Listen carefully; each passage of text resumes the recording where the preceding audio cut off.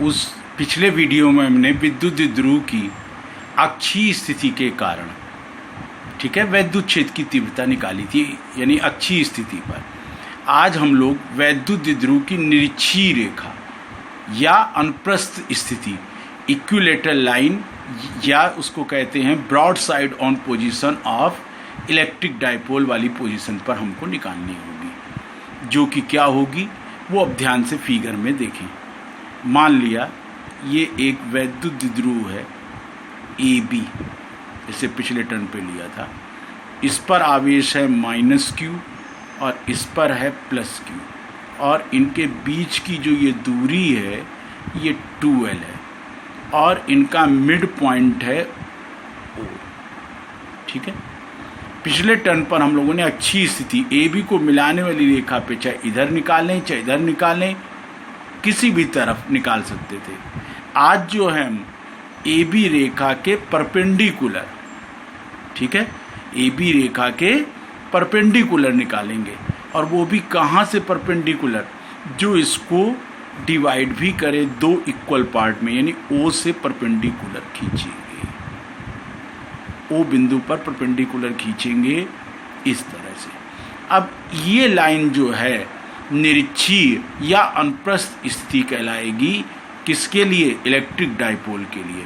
Equilateral line और broad side on position कहलाएगी, यानी इस लाइन के किसी भी बिंदु पर, चाहे लाइन को इधर भी बढ़ा सकते हैं नीचे की तरफ भी, तो इस लाइन के चाहे ऊपर जाएं, इस लाइन पे चाहे ऊपर की ओर जाएं चाहे नीचे की ओर जाएं, इस लाइन पर स्थित किसी बिंदु पर ही हमें वैद्युत क्षेत्र की तीव्रता अब क्या करनी है, ज्ञात करनी है। तो इसके लिए मान लिया ये बिंदु है आपका P, जिसकी O से ही दूरी ली जाती है। पिछली बार भी आपने देखा होगा अच्छी स्थिति में। मान लिया ये दूरी कितनी है, R। ए बी वैद्युत द्विध्रुव के बीच की दूरी कितनी थी, 2l, तो ये दूरी कितनी है, l, और ये दूरी भी कितनी है, l।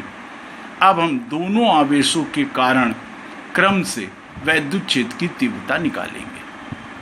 तो सबसे पहले आते हैं +q आवेश के कारण वैद्युत क्षेत्र की तीव्रता निकालने के लिए। माना उसकी वैल्यू है E1, तो E1 बराबर क्या फार्मूला होगा, 1/4 पाई ε0 के, आवेश कितना है Q, ठीक है, आवेश कितना है आपका Q, अपॉन डिस्टेंस, डिस्टेंस क्या होगी, आवेश से बिंदु P तक की डिस्टेंस ली जाएगी। तो इनको मिला लें,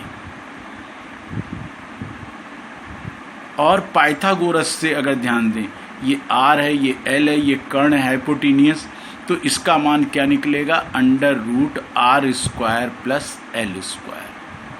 और इस फार्मूले में क्या लगाते हैं, 1/4 पाई ε0 के Q/r², यानी डिस्टेंस का वर्ग होता है, तो इसका स्क्वायर करेंगे, तो इसका स्क्वायर क्या होगा, √r² + l² का होल स्क्वायर। अभी आगे हल कर लेंगे अभी हम लोग, ठीक है। Equation number 1।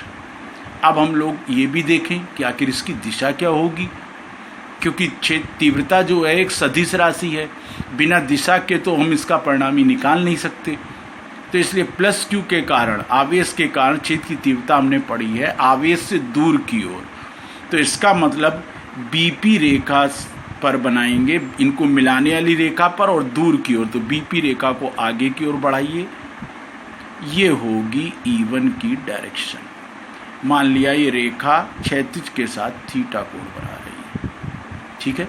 अब इसी प्रकार -q आवेश के कारण मान लीजिए वैद्युत क्षेत्र की तीव्रता है E2, तो E2 बराबर क्या होगा, 1/4 पाई ε0 के, आवेश वही है q, डिस्टेंस ये फिर से मिला लें, और डिस्टेंस पाइथागोरस से दिख रही होगी कि क्या होगी, √r² + l²।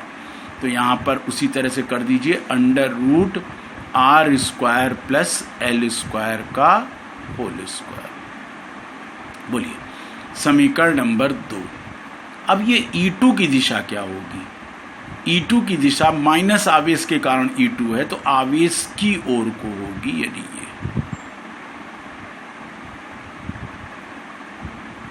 क्लियर। अब इसी तरह से AP रेखा जो है ये वाली, मान लिया ये क्षैतिज के साथ ये भी कितना कोण बनाएगी, थीटा। अब हमको चूंकि E1 और E2 का परिणामी निकालना है, वैद्युत द्विध्रुव यानी टोटल के कारण हमें वैद्युत क्षेत्र की तीव्रता निकालनी है। पिछले में अच्छी स्थिति में आपने देखा था दोनों एक दूसरे के विरुद्ध में आ गए थे। E1 E2 सदिश राशि है, तीव्रता एक सदिश राशि है, तो उनको आसानी से हमने घटा लिया था।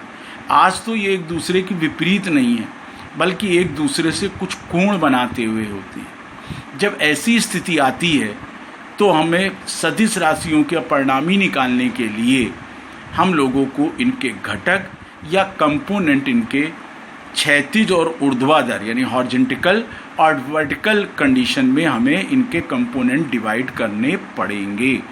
तो मान लिया ये एक इनकी कौन सी है लाइन, हॉरिजॉन्टल, और वर्टिकल लाइन तो ये खिंची हुई है ही है।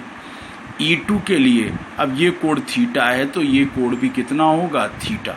तो E2 का एंगल की तरफ का घटक क्या होगा, E2 cos थीटा, और ये नीचे की ओर क्या होगा, E2 sin थीटा। समझ में आ रहा होगा। इसी तरह अब आते हैं E1 के लिए, ये एंगल थीटा है तो ये एंगल भी थीटा होगा। तो E1 का इस दिशा में घटक क्या आ जाएगा, E1 cos थीटा, और इस दिशा में घटक क्या आएगा, E1 sin थीटा। एंगल की तरफ का घटक जो है cos में होगा, दूसरी तरफ का घटक क्या होगा, sin में होगा। अब इन समीकरण 1 और 2 से अगर देखें तो E1 E2 के मान जो हैं वो बिल्कुल एक दूसरे के बराबर हैं। जब ये एक दूसरे के बराबर हैं, इसका मतलब ये हुआ कि E1 sin थीटा और E2 sin थीटा एक दूसरे के अपोजिट भी हैं। ठीक है, अपोजिट हैं, बराबर भी हैं, अतः ये एक दूसरे को क्या कर देंगे, न्यूट्रलाइज कर देंगे। तो इसका मतलब ऊर्ध्वाधर दिशा में कोई भी तीव्रता नहीं बचेगी। तो तीव्रता केवल किस दिशा में होगी, क्षैतिज दिशा में होगी। तो परिणामी तीव्रता निकल कर क्या आ गई, E बराबर E1 cos theta plus E2 cos theta. ठीक है, अब E1 और E2 के मान बराबर हैं, दोनों मान बराबर हैं, तो ये भी E1 है, ये भी E1 एक तरीके से है। तो E1 cos theta plus E1 cos theta, तो इसको क्या लिख सकते हैं हम लोग, 2E1 cos थीटा। अब यहाँ पर हम लोग E1 की वैल्यू ऊपर से रख दें, क्या वैल्यू थी, 1/4 पाई एप्सिलॉन नॉट के, नीचे क्या था, √r² प्लस L² का होल स्क्वायर, और ऊपर क्या था, Q, यही था ना। अब cos थीटा की वैल्यू इस ट्रायंगल से या इससे निकाल लें। cos थीटा बराबर क्या होगा, आधार बेस अपॉन हाइपोटेनियस, यानी आधार बटे कर्ण। तो आधार कितना है, L, और कर्ण कितनी है, √r² प्लस L²। क्लियर।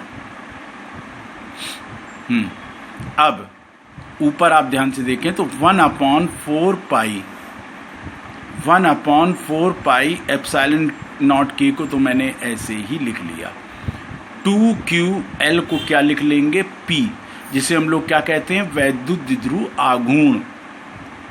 ठीक है, इलेक्ट्रिक डायपोल, इसको हम लोगों ने पहले ही पढ़ चुके हैं, इलेक्ट्रिक डायपोल मोमेंट।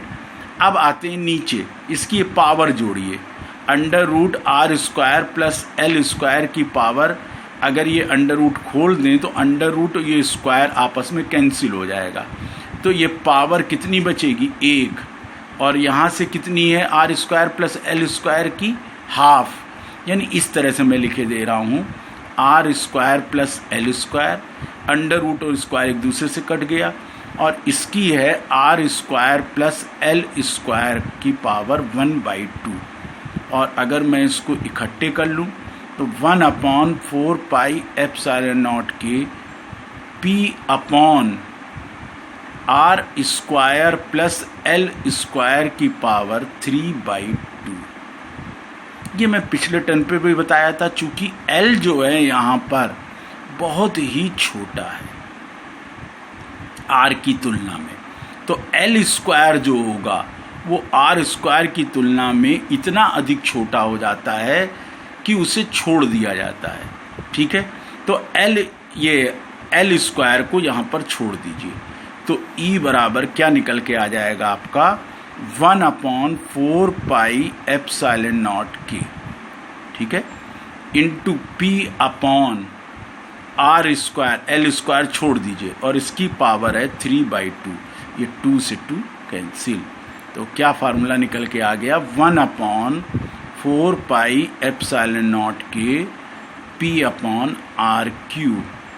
आपको याद होगा अक्षीय स्थिति में क्या फार्मूला निकल के आया था 1/4πε0 के 2p अपॉन आर क्यूब, और आज इसमें क्या आया है 1/4πε0 के p अपॉन आर क्यूब।